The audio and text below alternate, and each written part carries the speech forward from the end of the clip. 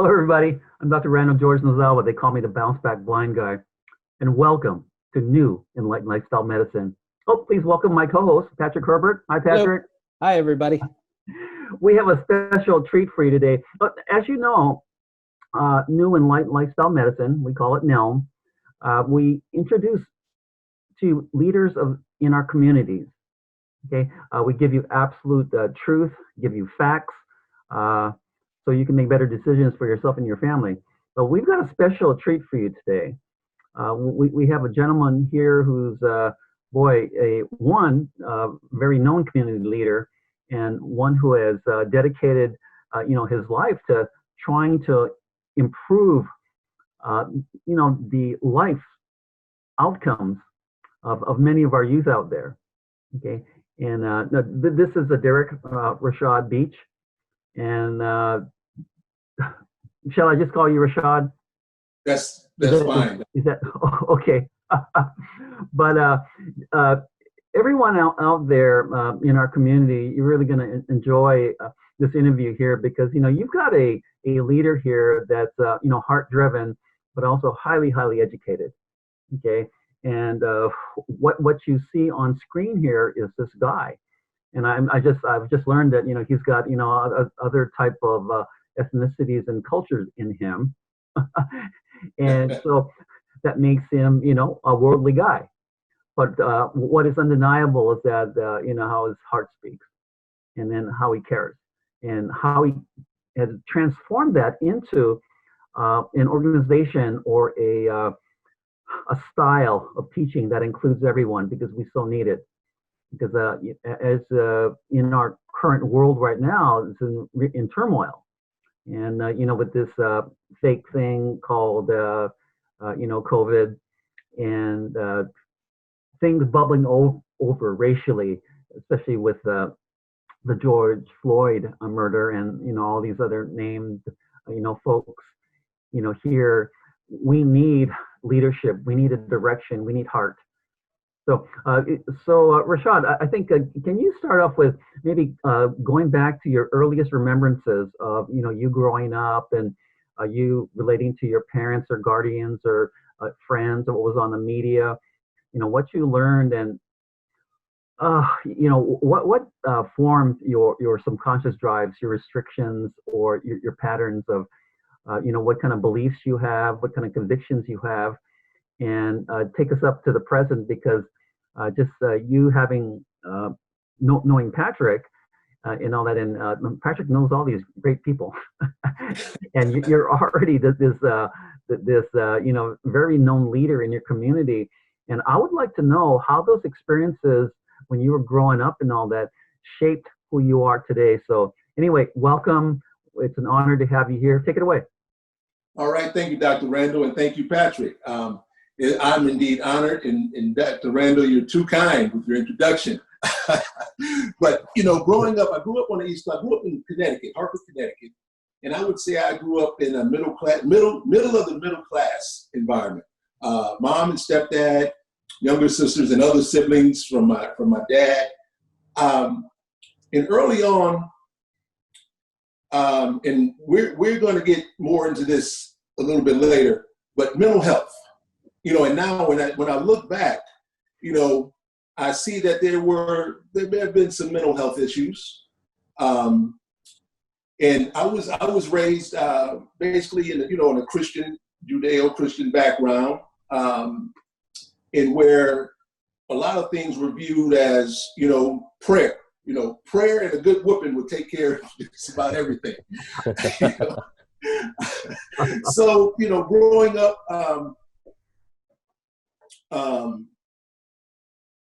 I would say for the most part, pretty normal kid. But I was a little adventurous, and which led me, through my teen years, to, dealing with the criminal justice system, typical urban, through drugs and alcohol and all those kind of things.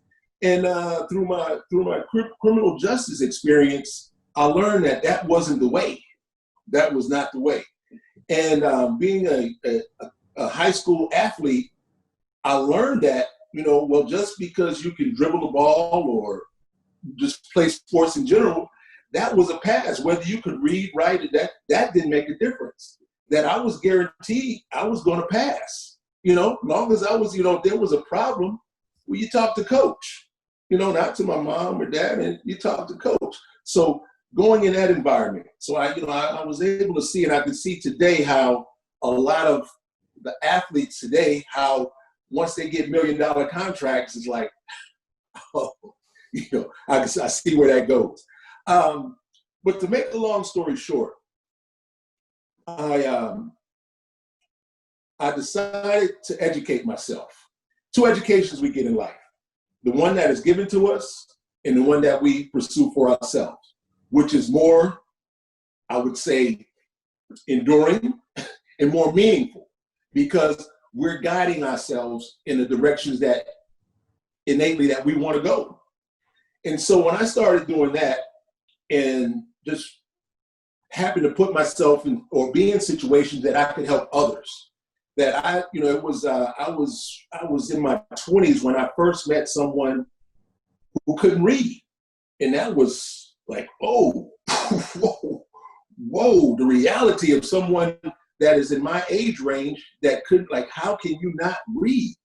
And, the person said, well, nobody, well, he felt as a victim, And so, nobody, but, the will was there. So I took time out to help this man read.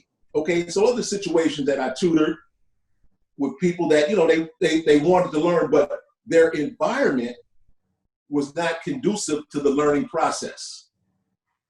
So what led me to more working with various nonprofit organizations, doing a lot of tutoring, doing a lot of volunteer work, and ultimately, teaching at one of the local universities here, I seen that, all right, you can send a child to school for 12 years, from kindergarten to 12th grade, and you can throw in pre-K if you want, but 12, 13 years. Now, how can you justify that child going through a process of 12 years and still, when it's time to go to the next level, would still have to take remedial courses? I'm talking about math, English, and reading, where supposedly that child has been educated in those areas for the past 12 years. But now when it's going to the getting ready to go to college, that child has to take developmental courses. And for me, that's child abuse. That's child abuse. And for the athlete, that we may have heard stories of athletes making it to college who could not read, whether, in the contracts they signed, they didn't know what was on it, So seeing those situations, I said something more needs to be done. Because again, to have a child reach 18 years old and should be at that point in life, that child can, or that young adult could join the military, is ready to vote.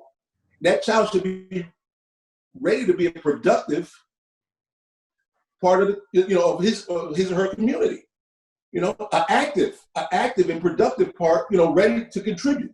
So when I, seeing that, I say I had to do more. And the title that you guys have for your program, Be the Change. Instead of making excuses, somebody should do something. Well, I seen in myself that I had to do something. That I had to be the change that I wanted to see. I had to be an active part. And I would say it's a group effort with my co-directors, Angela Bowen, who she just recently got married, and a cousin, Eric Johnson. And Patrick and Dr. Randall, you guys will soon be a part of this as well. I see that we have to take a different approach, that there are some things in our educational system that are worth redeeming, which M.O.R.R.E stands for Means of Redeeming and Revolutionizing Education. There's some things in socialization, there's some things that, we don't want to throw out the baby with the bathwater. But there's some things we need to totally turn around in that as well. So that's how M.O.R.R.E started. And And it was really with my co-director, Angela, when she seen the plan that I had to implement, just to implement in school, she said, "Oh no, this is an institute. this is more, more. This is something that, we can develop into our own program, because as you guys probably know, and the listeners will know, that there's a lot of bureaucratic red tape that goes into education. And we often, in later in life, we might ask ourselves a question: why didn't I learn this in school? Why wasn't I taught this in school? One of the main things, financial literacy. Why are kids taught this in school? When they're signing for that student loan, they have no idea. They have no idea what they're getting into. And when we look at the dropout rate, that a student would get that loan, and within the first semester, if they're lucky, hopefully make it through the first semester. By maybe second semester, they're dropped out. Because they got the money there, they can help mom, with various situations that they're in, that distractions. So now they're in debt,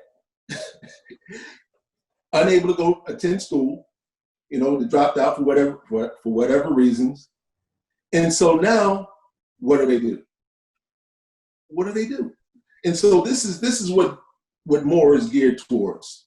To those who, we want to, and as I mentioned to Patrick earlier, we want to progressively get to the younger generation. But those who are at the tail end of their high school career and either transitioning into college, or to either they have entrepreneurial pursuits or career goals, that they need something that we need to give them a relevant education,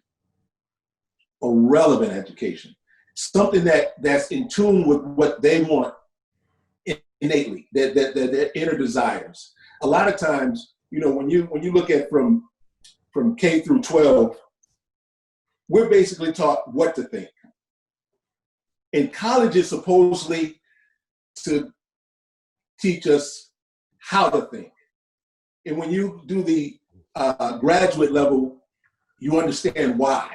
You should be able to. So a lot of times we're given what to think before we know how to think.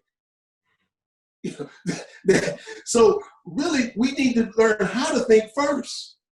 We need to learn how to think, how to process the information internally and that we're receiving externally. We need to be able to process that information at the earliest stage possible. That's why I say we want to progressively get younger, because we need to be able to process that information. And one of the things, two primary factors with a lot of our children, young adults, and adults as well, they need exposure. All right. If you're only exposed to a criminal element, that's what you may aspire to be when you grow up. If you're exposed to programming and and that's the environment, well, all right, that's what you've been exposed to. And Dr. Randall, dentistry, if you grew up and you can see, hey man, dentistry is the way I want to go, and and you get sidetracked and have to move on from that. But that's your exposure. So if all you're getting is negative exposure, all you bring about is a negative experience. Negative experiences. Mm-hmm. So exposure, okay? The second element is expectations. A lot of us, and regardless of social economic standards, a lot of us fall into low expectations. And where somebody might say, well, you're nothing like your dad, or you're nothing like your brother or your sister. Oh, you'll never, and so those expectations that we allow externally to be projected on us, there we are. So get the exposure, to show that, hey, there's other things in life. What do you want to do? What do you, you feel? What is your passion? What is your why? And then the expectation that you can do it. You can do it, that you are expected to succeed. In some cultures, it is expected that you become a doctor. It is expected that you become an engineer. It is expected you become a lawyer. Those are the expectations that are received basically from the womb, that this is what there's no other options. This is what you're going to be. But for everyone, it's not like that. So I like to get you guys. That was very impassioned. I'm just, that hits on all the things that, Dr. Randall and I talk about on the shows. You literally just came out swinging with all 11. We're up to like 11 episodes in one go. So that was very impressive. Now, Rashad, I've known you for quite some time now, and I think we had figured out it's been about 15 years, and always been one of my favorite people. After my lung condition and stuff, we fell out of contact for a little bit, and then I bounced back with a daughter and everything like that. And but you've always been an inspiring, just your presence, your attitude, your intelligence, and your genuineness.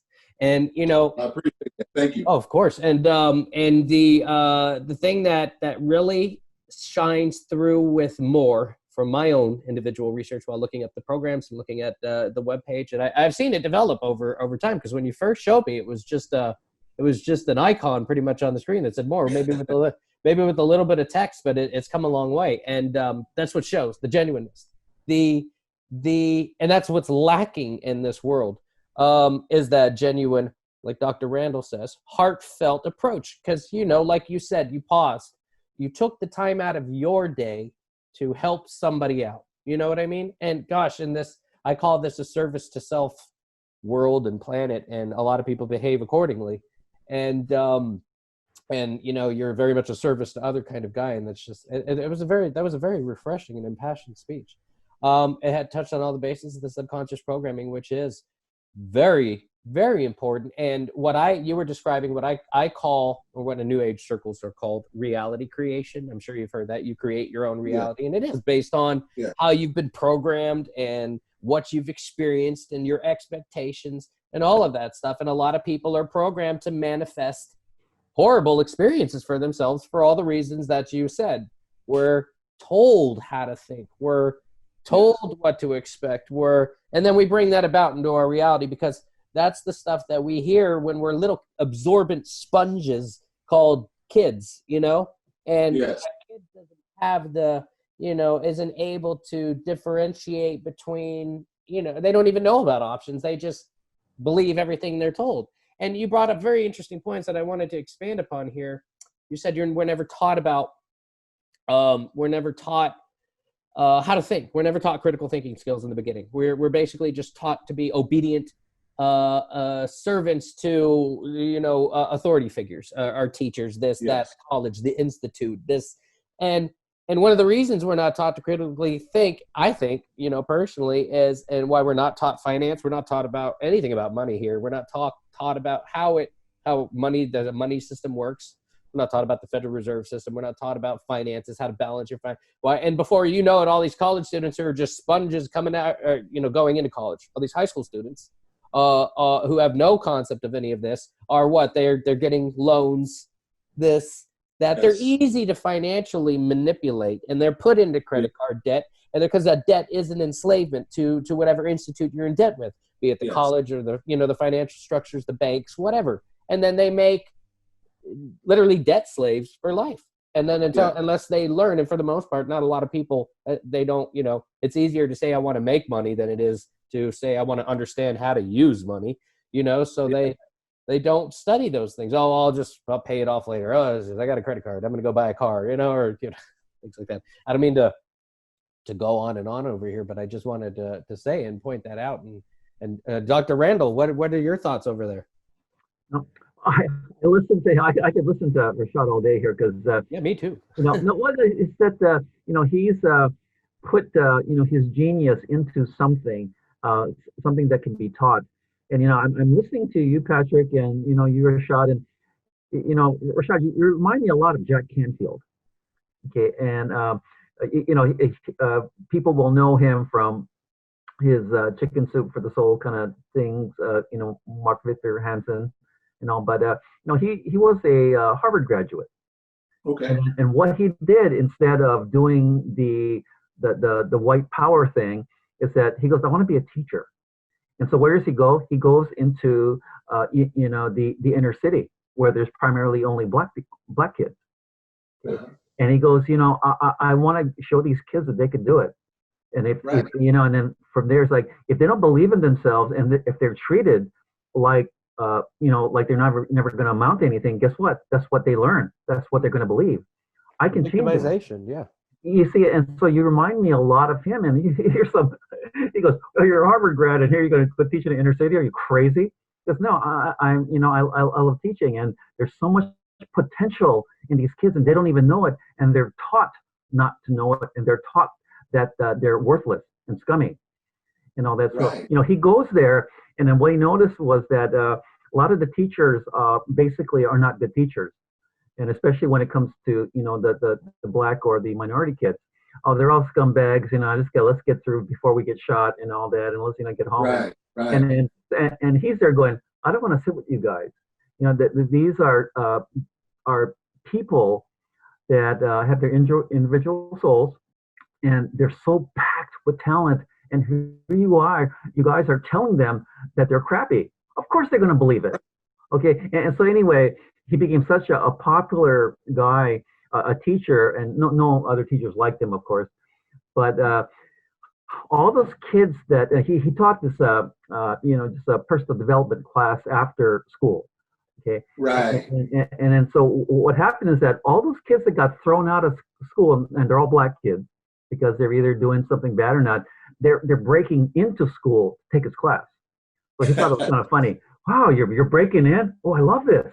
But you remind me a lot like him. And then what he did too is that why he became so famous before he started writing his book is that one of the teachers says, you can teach this stuff to people in this community. I said, well, they're not kids. They need the help themselves. They're all lost. Theirs is money, money, money, and it's like I don't make money, I lose, you lose, and they're losing the concept of self, of giving. And the best you can be. So, what's your program here with M.O.R.R.E is, pretty well rounded, because not only you talk about the educational and skill part of it, but you talk about someone's, their what they believe in, who they think they believe they are, and who they need to become. And so it's all personal development stuff. And I noticed that I read somewhere in there that the program also teaches teachers. This is truly essential because the teacher makes everything go. The teacher will say, you can do this, or you're too dumb, or oh, by the way, you're black, you're not very smart, okay, maybe you should learn how to play basketball. That's what you can do. And so all these kids are going to go, wow, what, really? Oh, I don't even like basketball. And so what you bring to the table is that you bring up the not only, with teachers, how they discriminate, maybe not on purpose, but, what they were taught, their subconscious programming. And also you're speaking to the socioeconomic place where people are in life, because, we kids learn from our parents and all that. And we certainly learned that, oh, we're not, driving a Lamborghini, but we're in a broken down Kia, where you can see, the road when you're driving kind of thing. And sometimes it starts, sometimes it's not. So, the kids will learn, from their socioeconomic position there. And so what you bring is that a wonderful, wonderful concept and program that I think it is a wonderful thing, a necessary thing, where kids and also adults need to learn how to think, not what to think, because we get plastered in traditional schooling, memorize this, okay? Indians lost, white guys won, okay? Black people are slaves. There you go, you get an A. I said, oh, okay. Yeah. So now what? Well, and from there, when you grow up, you go, Indians are on reservations. Yes, white people won. Black people, all they can do is play sports and sing and dance, but nothing else. And so Yes. everyone's got this false opinion of what's going on. And for you, what I admire is that you made a choice to better yourself and better, help better others. Others, you probably went the other way. They'll join a gang or they'll get angry and they'll say, okay, screw all you guys. So, they do the blame shame thing and they accept the victim role. And now they live up to the stereotype. Black people are bad. Black people only want to screw white women. Black people take drugs. And you go, wow. And black people are only good at sports and singing and dancing kind of stuff like that. So, they live up to the stereotype. What you've done is you shattered all that because when you care, because it's not just black folks out there or minorities. You're talking about awfully poor white people, who learned how to be like that. And a lot of these people carry chips on their shoulders that sometimes never leave. And see it now, the public sees them as, oh, bad. Look at you, you saw be jailed and things like that. And you get the wrong type of leadership in our country, and all of a sudden, based on skin color, we're all bad. And so what you're doing is totally revolutionary. And I guess my, more questions is that I know you're kind of making your program more known slowly and all that, but how do you get this into the educational system much earlier and to it just affect, how administration, uses your concepts? Because, it's quite certain. It's like, Patrick, you're exploring the homeschooling, yourself, but what's I think needed not only in the schooling from kindergarten or preschool through the 12th grade is that there's a lot of social learning, and I think that could be improved itself, because no one says to be afraid of a black person until someone tells you to, and that usually comes from a parent or what you see on TV, or they're all criminals and all that, and it's the the white person that is the doctor somebody or the smart one. So all these roles that are put out there. But see, it'd be wonderful to get a program like yours into the school system much earlier and to train teachers and administrators, in this concept of critical thinking and acceptance and, personal growth and purpose and things. So any thoughts on that because I think it's so essential, because, our educational system does not work. You can get a degree here, a degree that, but, are you going to find, a job with that degree? Probably not. You know how to read and write. But, from there, what you bring is bringing purpose and bringing thinking and finding something that's heartfelt and learning as much of, yourself, of how you could apply yourself with the right education and the person you need to become to an occupation or a vocation that's meant for you, and I think, we all miss that because, everyone wants to make millions of dollars and not work for it. Or, you buy that lotto ticket and say, oh, maybe this is one, and you never get it. You can pray all you want, but it's not the one. But, yours is a schedule. It is a pattern. It's a process and things. So what would it take for you to get a program like this known by the educational system much earlier? What would you have to do? Okay, and let me say this, Dr. Randall, that we're just getting started. With this COVID-19, with the lockdown and all that, it kind of set us back on schedule.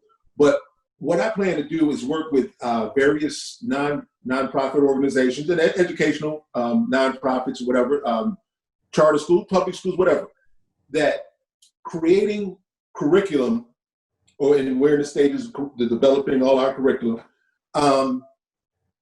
and a lot of times just volunteering, just getting, all right, and when I said when we started, getting our office space, because it will be a hybrid program that we will have online education as well as face-to-face.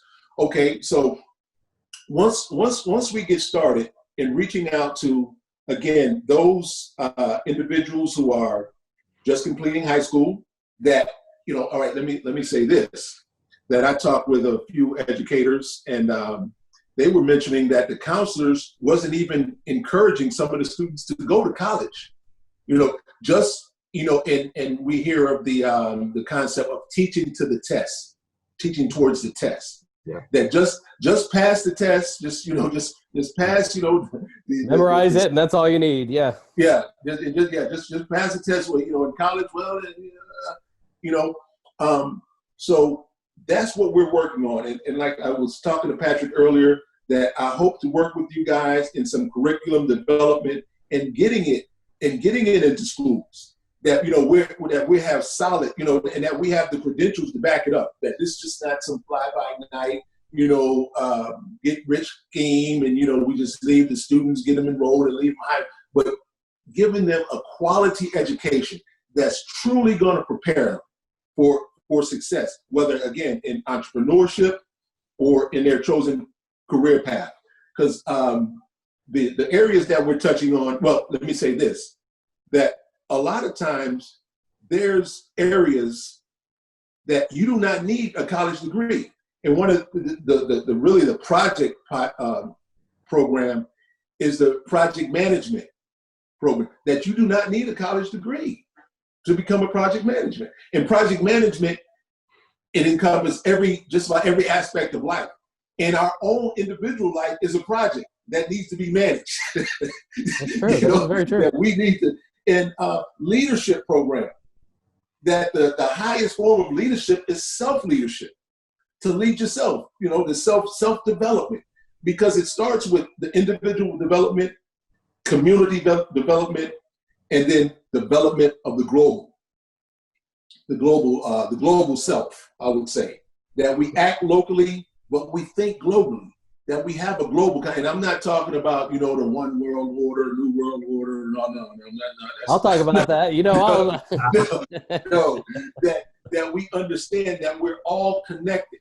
Mm-hmm. And it starts with that individual developing that self, developing that individual's community, community that he comes from, not taking your education and going somewhere else. No, that developing your own community. And then branching out from there. So we're starting in the early phases of doing that. And like as Patrick and I was talking about earlier, one of the main feature, another main feature, I mentioned the project management and leadership, but the mental health. And I have to tell this story. I have an uncle who did 2 tours in Vietnam, John Davis. He did 2 tours in Vietnam. Served under, I believe it was 5 presidents in the military. And he said that depression wasn't in his vocabulary. So he got after some years, got a divorce, and he was depressed. But depression wasn't in his vocabulary. Just deal with it, And he didn't self-medicate, just did the bare minimum to get along. And so a lot of times with mental health, it can be either, not diagnosed at all, misdiagnosed, or overdiagnosed. Where through medication. Because of money, yeah. Yeah. And so one of the main things, I think the spearhead will be introducing the need for mental health awareness. And on the website, in my profile, I mentioned a mental health advocate, because depression wasn't in my vocabulary. Anxiety, I just smoke a joint and calm down. So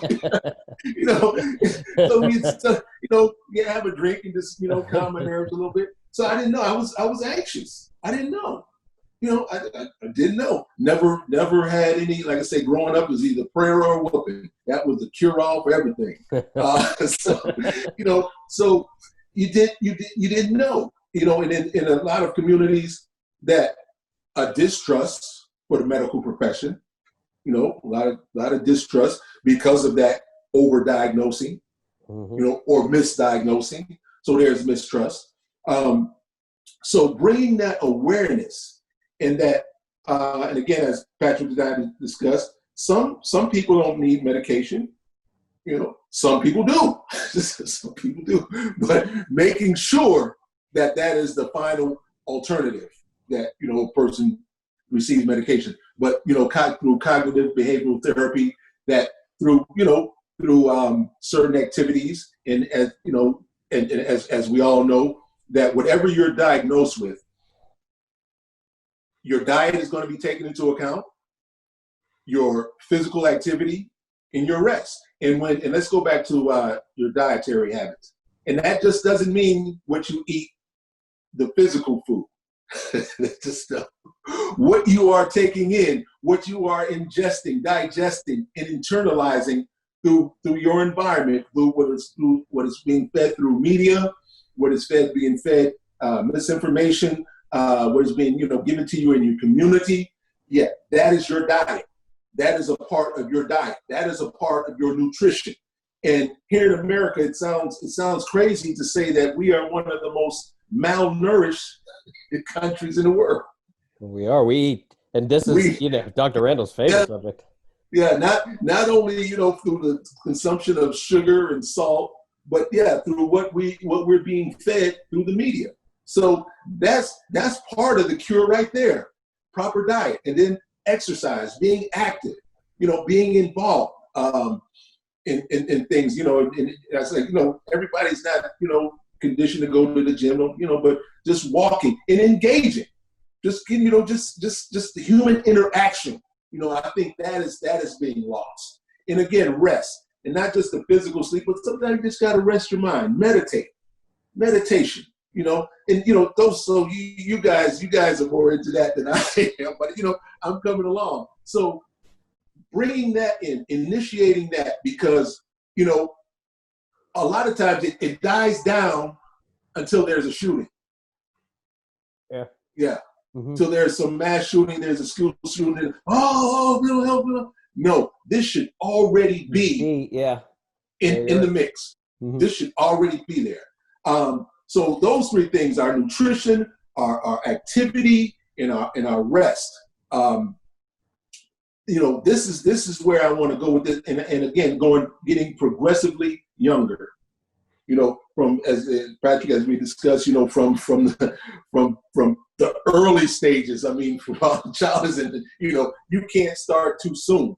From what the mother is being fed, from what the mother is ingesting. You know, whether nutritional, food wise or information wise, that is so vital. You know, and again, with certain communities, what they're ingesting is that somebody from in the womb, somebody's telling them that they're disadvantaged, they're underprivileged. So for all their life, they're disadvantaged. They're, you know, to touch on what Dr. Randall was saying, they're you know, that low income. No, it's not based on your income. No, it's not based on your credentials. It's based on your concern. You know, your will to want to survive, to want to make it, to know that being exposed, that there's something better than this. You know, that when I seen The Lion King, and when Mufasa said to Simba that you are more than you have become. Oh man, that was a wake-up call.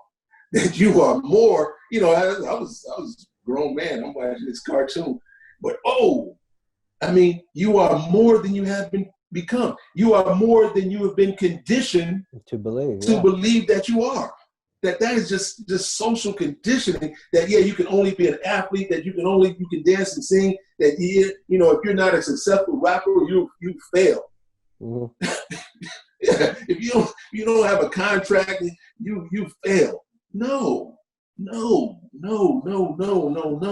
That's so that conditioning, we have to stop that. Yeah, I mean, bottom line, I don't want to ramble, but that's where I'm at. This is what I get passionate about. And again, with mental health, that understanding what is mental health, And as you know, identifying the signs and symptoms, medication, and alternatives. There are alternatives. Everybody does not need to be medicated. Some people do, but everybody needs to be medicated.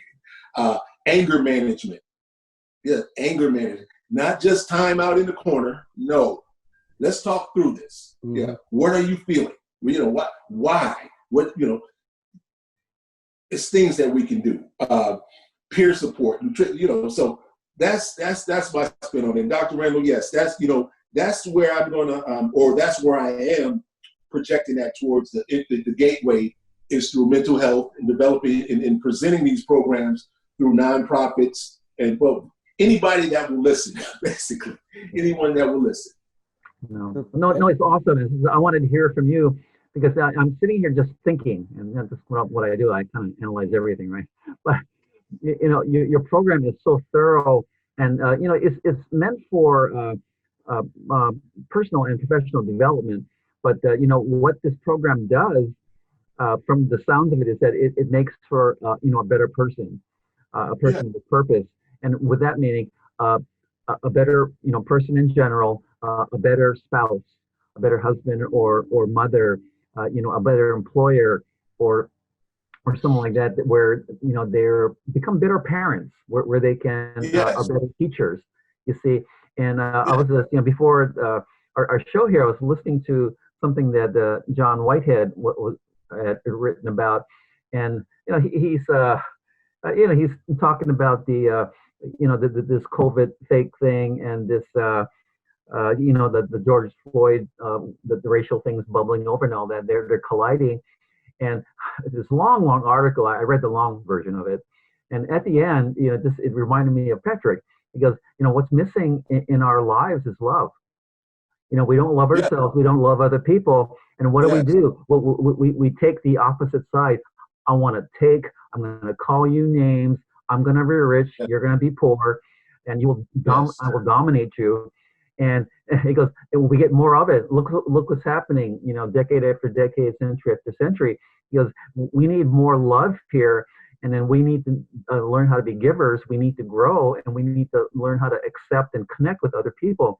And I see your program just like that. So what I envision, you know, for you, and of course I was trying to find ways to get you into our educational system, is, you know, more educational videos, books, manuals, you know, and more, you know, a disciple is not the great term for it, but, you know, people that can teach your program to, you know, to schools, or to, just certain social organizations dealing with, you know, education, or, you know, things that if you want to go take a female stance, or you're, you know, the Filipino community, or, you know, stuff like that, where people can understand all this, because we only know what we know. And because of that subconscious program, which is real strong, everything else we're blind to, because this is the way it is, and that's how we view the world, you know, from our skewed views. And to open that up, I think this is a great opportunity right now, because, you know, as the world panics and we're all, you know, put into this fear spin, and, you know, it's the cabal, Illuminati, that's, you know, behind our government, and, you know, they're making us fight amongst ourselves, making us desperate, and then, you know, we're waiting for the crumbs that the government will throw out. We forget that we're strong, that we're free, that we have courage, that we can imagine. And so, you know, I see your program just like that, because, you know, once you empower a kid and say, let me think about this, that doesn't sound right, you know, and things like that, you're teaching them how to think, and you're teaching them how to become their best self, to align to their highest truth. And so, you know, I think your program is such an incredible one. And boy, I just, you know, want to help it along as best I can, and get everyone involved with this, because we need this, because we have a failed educational system. It failed. It does not work. Okay.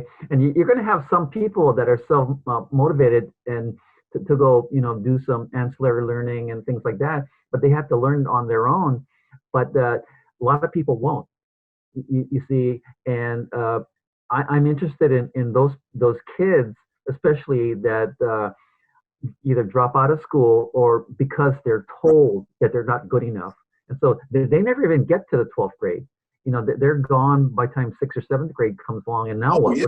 What do you do now? Oh, You get to, either steal or sell drugs, and now you're branded a bad person. Well, you don't want me in school. What else am I going to do? You see, and so I'm thinking about, those kids too, that, because the teaching is bad, because they're not welcome, because they're already rejected, that they go, well, screw this, and then they'll go off on their own. So, I'd like to, recover as much of them. And a good way right. is to teach the teachers, and, you teach parents. Because I think a lot of those folks out there could be better parents, because they're better people. And it's that saying, do as I say, but don't do as I do. Okay. Right. And things like, because they learn hypocrisy. You had mom and dad. Well, dad's screwing the next door neighbor. Say, well, that's what guys do. So, oh, okay. I just got that. And it's like, oh, well, that's what guys do. Well, I'm going to do that. I want to be like dad. And so, we teach, kids the wrong things. But, I just see so much great things, just wonderful things in your program, and, you creating this because, you yourself could have gone the other way too. You could have become angry. You could have said, screw you guys, or yeah, you white people in the world, and stuff like that. And what happens is you made a choice. You made a decision. Right. Okay. And then yours was to help, to give, to expand yourself, to say, how can I make this better? As opposed to, how can I be a victim? How can I take? How can I be pissed off and make that my life? Because, law of attraction, you get more of it. Whatever you do, you get more of it. Mm-hmm. And so yours is that you're using, a lot of these God laws to improve our world. And we need more people like you out there. We just, well, thank you. We just need that. Our world is, it's, I think that this COVID thing and this George Floyd thing has just opened doors. They're massive open doors. Lockdown too, because we can't go anywhere. We can't be fighting amongst ourselves. We can't. This is an open door for improvement, but we have to have leaders like you and more of them to join forces. That, this is possible. And Patrick and I talk about this all the time about the 1% elite, the cabal, the empire, and all that. Well, they got 99% of us out here that I think we can do a better job, but we have to be all on board. We have to unite. We have to improve ourselves, and then we have to connect with other people. And that's what I see, you for, and, your wonderful organization, all the people that you know. And like I said, can't wait for this to get to our school system. And also just with all what I've described with videos and books and manuals and all that, and with speaking engagements, to tell the public what is possible. Because, we're all suffering now. Because, we're out of fear, say, stay home or else. Wear this mask or else. Okay, stay, 72 inches apart or else. And, I say, well, what if it's 71 inches? Anybody think of that? Okay. And then, well, how come it's okay to go to Walmart, Target, and Costco? But if you go to mom and pop stores, you're going to get COVID and drop dead. Your program has just got, just a multitude of benefit to it. And so, whatever, we can do to promote your program and all the folks associated with it, I think let's do, because, this is like just with the basis of the name of the show, New and Light Lifestyle Medicine, is that what you're doing is that you're teaching, advocating, lifestyle medicine. This is it. And it's all based on love. And that's where you come from. That's where Patrick comes from. You see, and it's so essential that people know this and more people get behind it, because, look at our world, whether it's in the U.S. or across the world, we're swirling down a drain. Okay. We're swirling faster and faster every year, it feels like. Out of ignorance and all that. And, you've got the folks on top there say, let those little peons fight amongst themselves. They're not smart enough to get out of it. So, we'll just throw in some money kind of concerns. We'll throw in some race concerns and all that. They're going to fight. Divide and rule. Yeah, that's right. What a great way to win a war. Okay. Yeah. We'll just sit back and say, these guys are going to kill each other anyway. Who cares? I think, Rashad, did you have something that you wanted? I saw at one point that did you have something you wanted to inject over there? Well, something that Dr. Randall said, and again, Dr. Randall, I thank you for your insight. You and Dr. Randall, you mentioned a word, discipleship, which I hope to develop a program, for lack of a better term, but we can go with discipleship. Yeah. That, and based on the concept of each one teach one, that beautiful. Those who are professionals that have long established careers, that they may not be able to say teach a course with more, but they should have a disciple, an apprentice under them that they can send out, that should have learned that, if they've been under that individual's tutelage for 5, 10 years, however long, that individual, that the tutor can send out the protege. And that, so everybody, nobody can do everything, but everybody can do something. Everybody has something they can contribute. And re-educating our teachers, that's a big part of it. Re-educating our educators, So, and that's what I got, because my mentors, I said, man, I got, what can I do with this degree, man? Teach. Teach. That was the feedback, to give back, that we have to develop the mindset of giving back. That with, the part is no greater than the whole. Yeah, the part is no greater than the whole. So we all a part of this, and we're not outnumbered. This is something I've been seeing periodically, that we're not outnumbered. We got the 1%, the 99%. We're just unorganized. We haven't organized to a capacity that we can unite and push forward positive ideas, kind ideas, loving ideas. We're not talking just mushy. No, but that, as we might be familiar with tough love. No, you're going to school. No, sometimes you have to, that, hey, there is no other option. There is no other, you're going to succeed. You're going to succeed. That you're going to read, you're going to do whatever it takes, that you're going to succeed. Just as somebody say, no, you're going to fail. Yeah, for them, there's no other option for that individual, that, hey, you're going to fail. In their mind, there's no other option. So why can't we reverse it? No, there's no other option but success. There's no other option. Either succeed or die trying. Bottom line. Mm-hmm. Bottom line. That's succeed or die trying. I wanted to go back real quick and on the nutrition thing, because that, like I said, this is one of Dr. Randall's passions, and especially as it concerns mental health.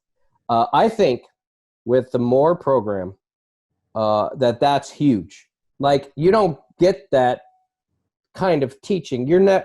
From my experiences, just being a kid that went to a school. You go to lunch, you get your lunch tray, whatever. You go, you're hungry during the days. You become a teenager. Where do you go? You go to Taco Bell. You go to McDonald's. No one ever said, hey, a lot of those foods are, either genetically modified, covered in toxins, covered in pesticides and this. Nobody ever tells you that that's going to have an impact on your neurological development, and that right. will affect your mental health, just like everything you put into your body. Exactly. And everything you like you say with the media affects our mental health.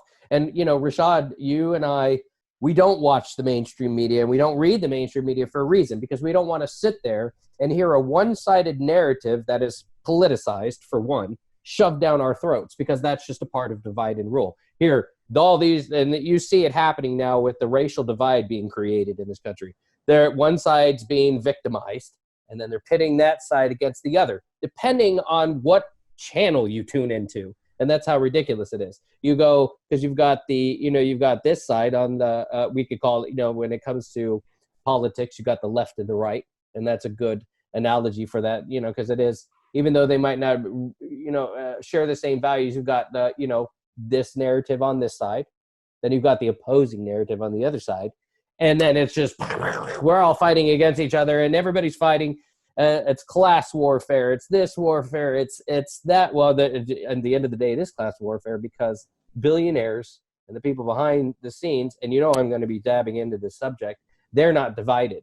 We are. They're not. They don't. They don't have to worry about whether or not there's a police department, whereas those living in the inner city or those living in have to worry about those things, because the billionaires can hire their own policemen. They can hire their own private security and this and that.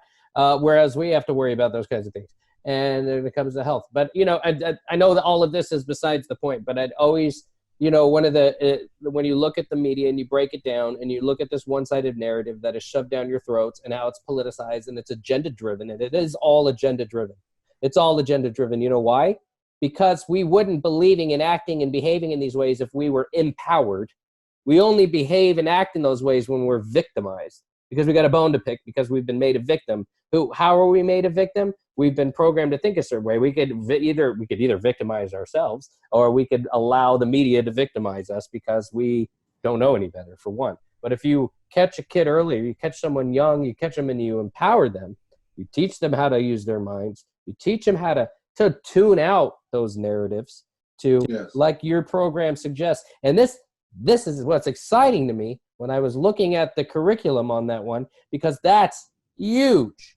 You start you start telling people in a classroom setting, let's discuss the media landscape and how that affects your mental health and how you believe about yourself.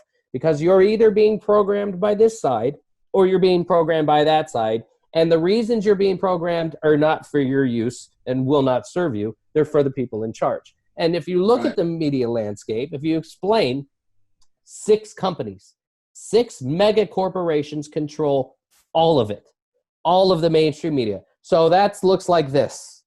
Those narratives are centralized as you go up the pyramid. As you go up to the higher you go, those narratives are centralized, and they're engineered. These divides are engineered for a reason. There's no and I remember getting frustrated about a lot of the BLM narratives being put out there, where it's just a perpetual victimization.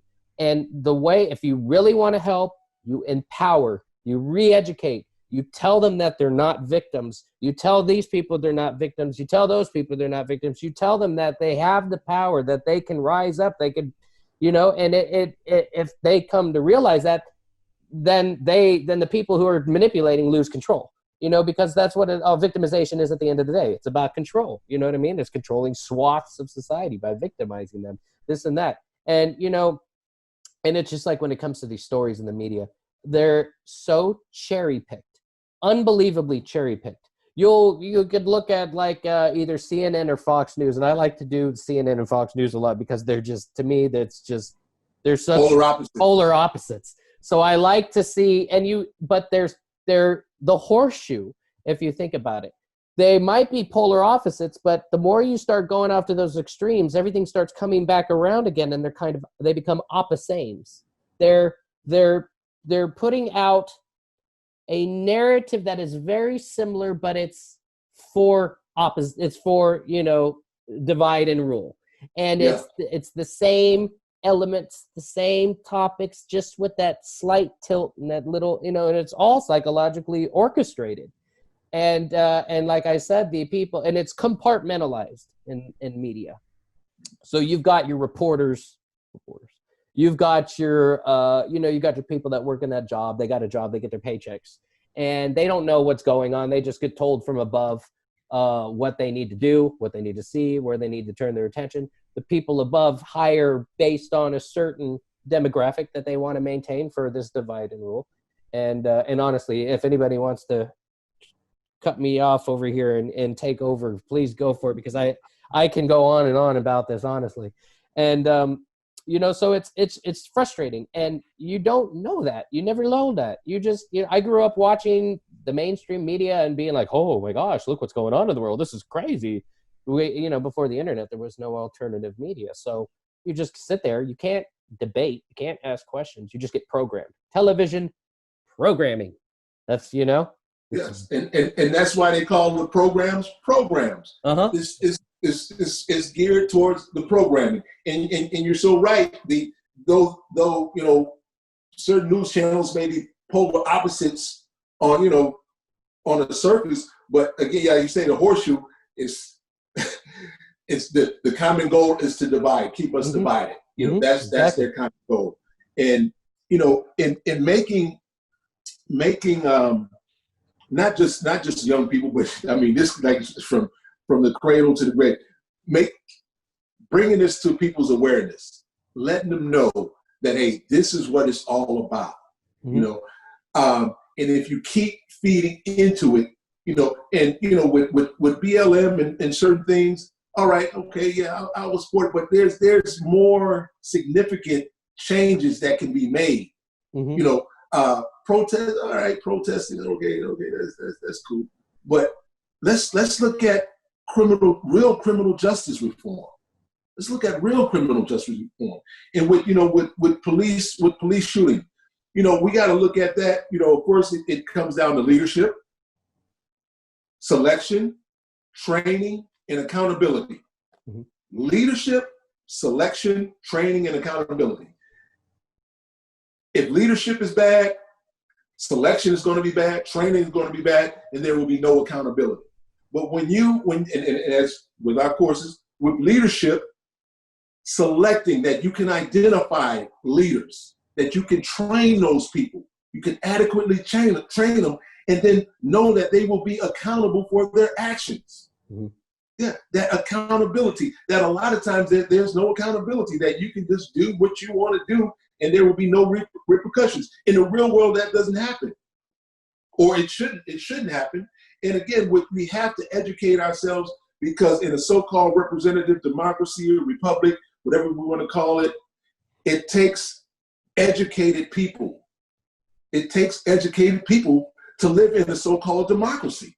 You know, and if this is a so-called civilization, well, so-called civilized people should live here. You know?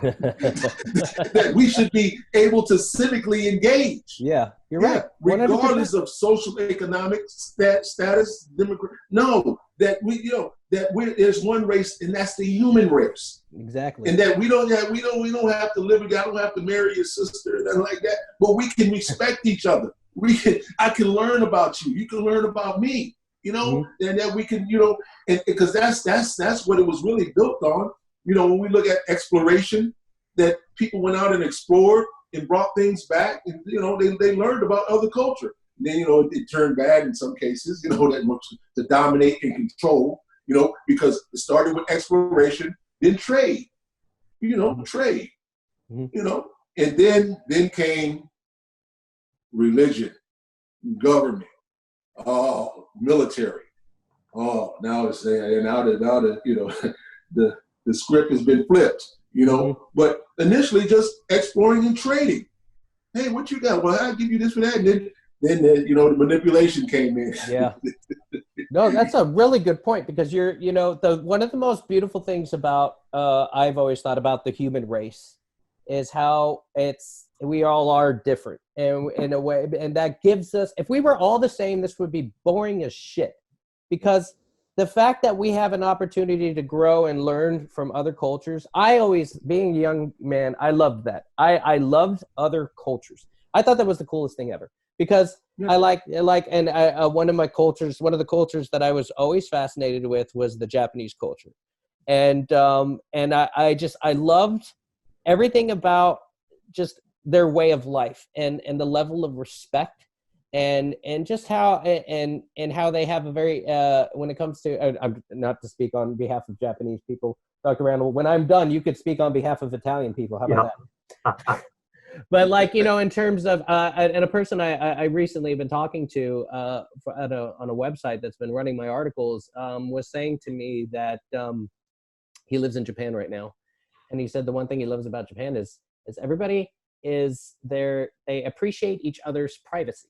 They respect each other's privacy, and I thought that he said in Japan right now there's no lockdown, there's no forcing somebody to wear a mask, there's no real tattling on each other, because it doesn't really vibe with their. I mean, this is what I heard, and these are one of the things that I always appreciated. about the Japanese culture. And so it's, and we have, and with like, you know, all different cultures and all different types, it really is neat. And like you say, it began there. It began exploring, meeting each other, trading, learning about each other, and engaging each other. And it wasn't, I firmly believe that humanity at its core, we have good hearts, and I believe we've been manipulated to be nasty to each other. I really firmly believe that. And one of the reasons you can see that this is true, anytime there's a big, huge disaster that happens, what happens? We come together. It's funny because the people in power don't ever help us. They don't. So what do we have to do? We help ourselves. We help each other. I saw that Hurricane Harvey, man. I saw everybody of every race, creed, color, nationality, this, that, feeding each other, saving each other. Without government assistance. Yeah, without any government, without anybody from the government intervening. No one was there. They weren't there. They're never there. I think behind the scenes, they're the ones that causing most of the chaos on purpose. So if you go back in history, all governments have used divide and rule since time immemorial. That's how they keep the population from revolting. You keep them fighting with each other. So that way they don't come with, pitchforks and torches, at the gates. So, and as you said earlier, throw us some trinkets, throw us a little stimulus that, breadcrumbs here. Yeah. We calm down for a minute. Yeah. That was Dr. Randall. Yeah. Throwing the breadcrumbs. And it's that, God, it is one of the most incredible things. I firmly believe too, because awareness is the key to all of this. Because you won't know that you're being divided and ruled over until you have an awareness of that and the tactics and those kinds of things. So inserting these topics into the curriculum is genius, straight up genius. And that's what fired me up about your program. Is like, because it's not just catering. You're solving the real problems. It's not just, because one of the things they do to deflect and not solve the real problems, they cater to a demographic in a weird kind of way. You know what I mean? Without dialing it back and going, okay, what are the root causes? It's like surface stuff. Oh, you're different. So therefore we need to talk about, instead of being like, no, why are you calling me different? Like, just, you know what I mean? Like, right. Those kinds of things. It dials it back to the root issues. And that's, when it comes to getting this program in schools, what I don't even call the public education system education. I call it the public indoctrination system, because that's all it is. It just indoctrinates you. And George Carlin said it best. They only teach you what they want you to know. And because all they want, I'm sure you've heard the famous. Yeah, we both from the Carlin School of and they only teach it because they just want enough of you guys. I'm trying to do the accent. They just want people to push the paper. They just want a couple people just to push the paper so that they could screw you over. And he says it in very colorful ways. But that guy was, he knew what was going on. No, Dr. Randall went off on a 8-hour Carlin binge the other day.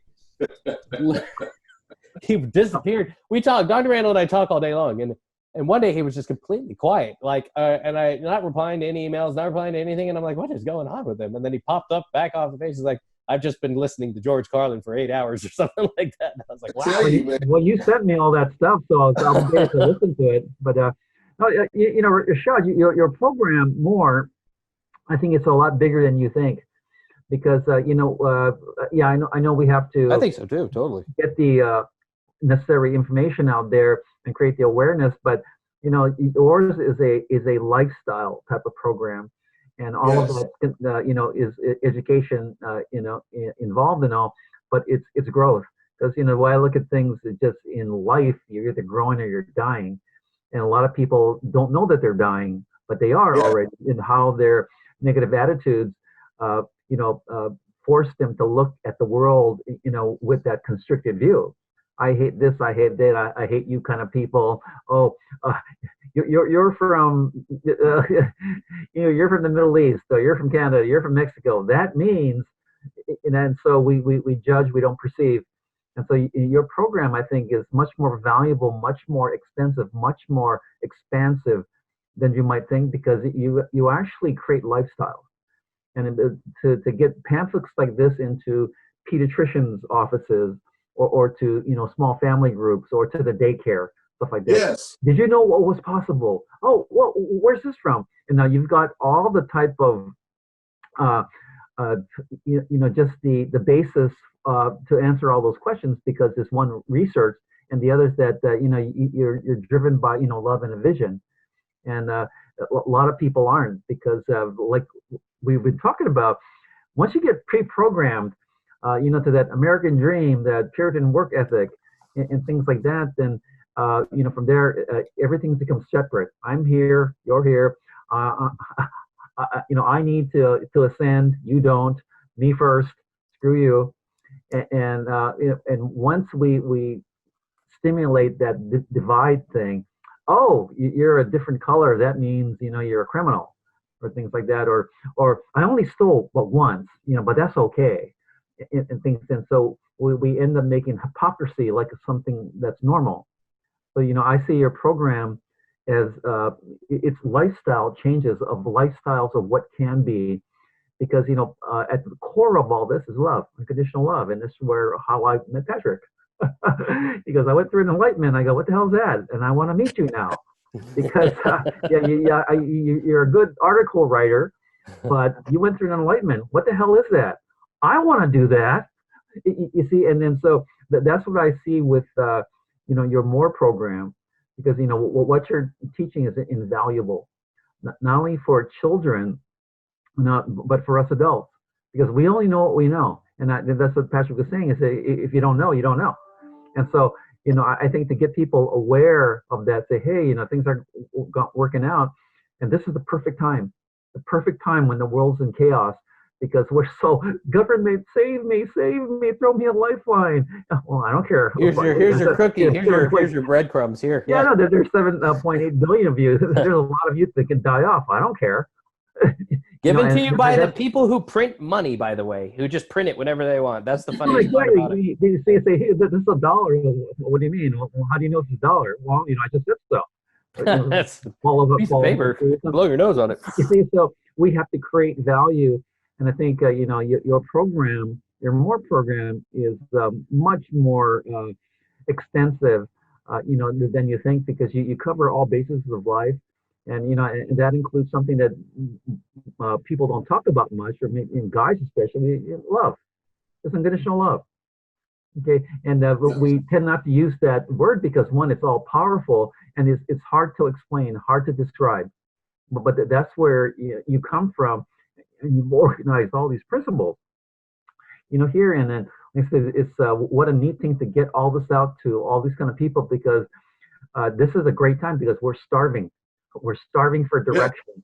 Well, because, what's the solution? Well, the solution is we already know it. It's inside of us. Yeah, it's us. We're the solution. That's right. So we can't be blaming, shaming, or saying, "Oh, throw me a lifeline." No, we can create our own, but we have to unite. We can't do it ourselves. So I see your program uniting us all like that, because child, adult, and deprogramming us from all this crap, to something that's progressive, something that's growth oriented, something that connects us all. So I would like to know more about the program, to support it, to get this out to more people, and we've got to get you in front of larger audiences. So this is my new. I'm excited about everything that Rashad is doing right now. This is my new interest. Because this is right up. We're gonna get some pamphlets together. We're gonna get some more videos and some books. Yes, and because I do realize the significance, because ultimately our goal is to go global with this. Mm-hmm. I mean, this can be applied anywhere. Again, addressing the individual need, addressing the community need, and ultimately the global need. Because just as, say, all right, there's drug addiction here. Well, there's people in Russia and China and various other, they're addicted too. They're escapism, escapism, hopelessness. Because they don't know any better. Yeah. Is universal. Mm-hmm. People are self-medicating, all of that wanting something better, but have lost their vision, lost hope, because of miseducation. Yeah. And I will argue and fight with anybody who says that we do not have the resources. We have the resources. We some of us age ourselves, and we go back to the $6 million man. We have the technology. I love that joke. We have the technology, so we can do it. That it is definitely within the realm of possibility to show love, kindness, care, and consideration.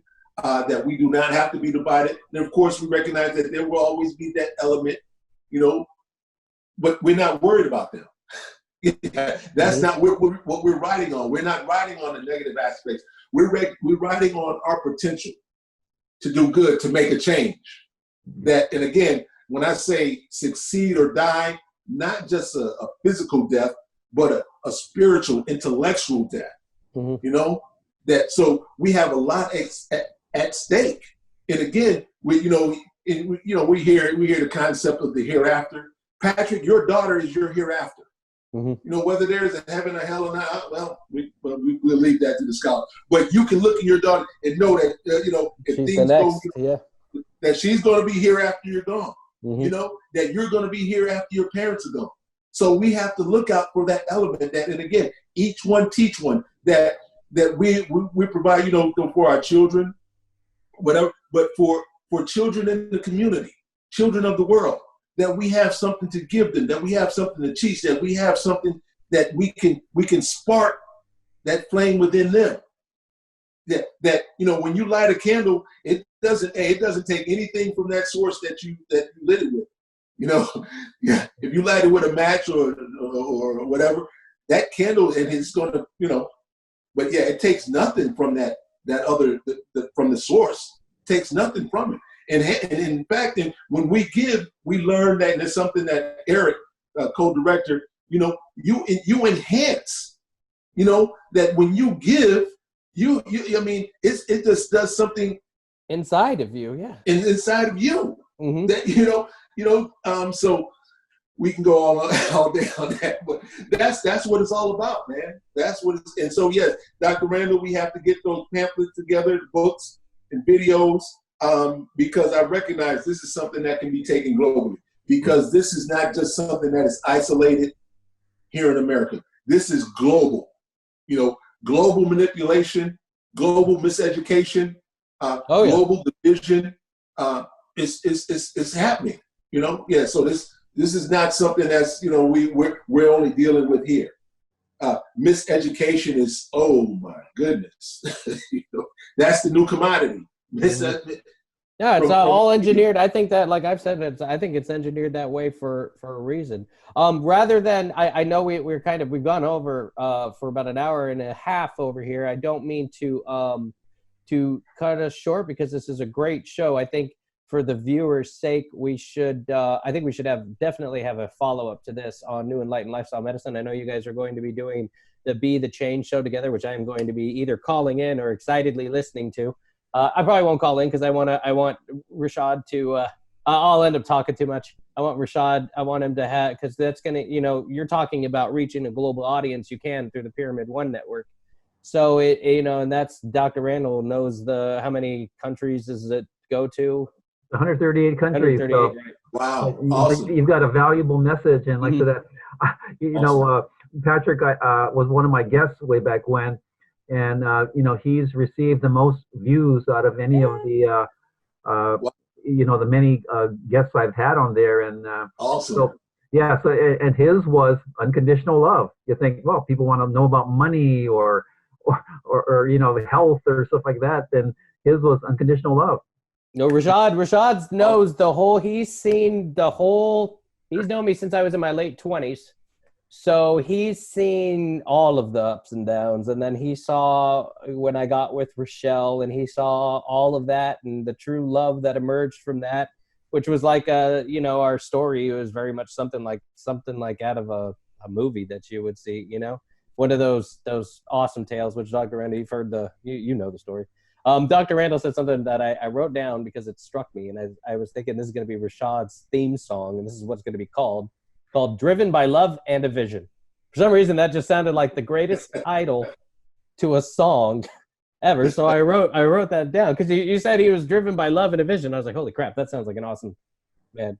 I could just hear well, you know Gareth Ike, so get him on it. He's a talent. I'll send it to him. I'll send in and ask him if he wants to make a song out of it. Well, cool. Well, thank you so much, Rashad. Thank you for coming on. Man, it's my pleasure, man. It's awesome. I appreciate it, man. Appreciate you having me. Yeah, let's do another after you guys do Be the Change. Let's circle back around and see if we could expand on a lot of these topics. Maybe do a show on because it's not easy to summarize in a very extensive program like M.O.R.R.E. Because of how many parts there are to it. Not that it's complicated. But when, some of the things that we do want to dive into, in more detail, some of the other programs and stuff like that. And I think it'd be worth it, even if we even have a show dedicated to each one, because one of the things that you can do, Rashad, at the end of the day is you could use the, maybe clips from these conversations or whatnot to, for introductory, put them on the site, whatever. And, see if you want to see, you have, take your participation in these, use this however you think that we could be best used. Dr. Randall, go ahead and close us out, and then we'll let Rashad go on with his life over there instead of keeping Thank you for a wonderful show. Rashad, thank you much for being who you are and, and what you're doing, for our world, because you are a true leader and someone that, we all can not only look up to, but emulate, to model after. So, and we're going to have you back, and you're also going to make your featured appearance on my radio show, Be the Change, at the end of this month. But, I want to thank you for all that you do, because we so are in need of your leadership and your kindness, and all the love that you give to all of us. So thank you. And thank you, Dr. Randall. I appreciate the opportunity and look forward to working with you and Patrick, because we have a lot of work to do, and we can only do it together. I'm down. I am down 100%. All right, guys. I appreciate everything.